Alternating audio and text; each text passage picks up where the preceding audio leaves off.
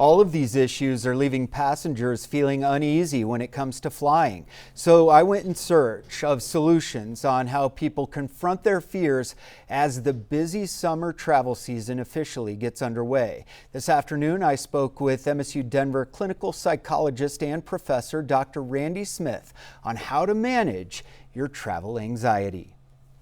This weekend sort of unofficially marks the start of the busy summer travel season. And so if you could talk to us about, travel headaches, travel nightmares for families and what they can do to sort of ease that anxiety as they step onto a plane or hit the road this summer? Well, anxiety is really escalating because aviation tragedies and near misses have been so much in the news lately.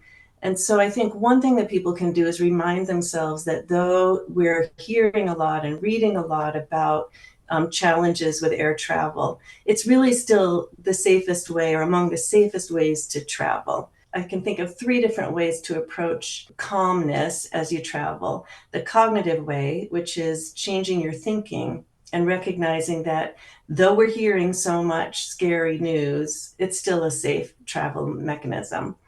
And the emotional way is to try to reduce our anxiety by finding distraction strategies, by considering, how humor or meditation might change one's emotional outlook. And then we can also think of behavioral changes, like making sure you bring lots of extra media and ways to distract yourself while traveling. Yeah, that's a good point, and that's a good segue into my next question. Traveling with kids. I have two small children.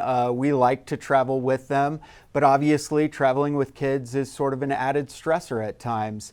What can families do to sort of ease that anxiety with kids? One thing that can be helpful about traveling with kids is for an adult who's really anxious.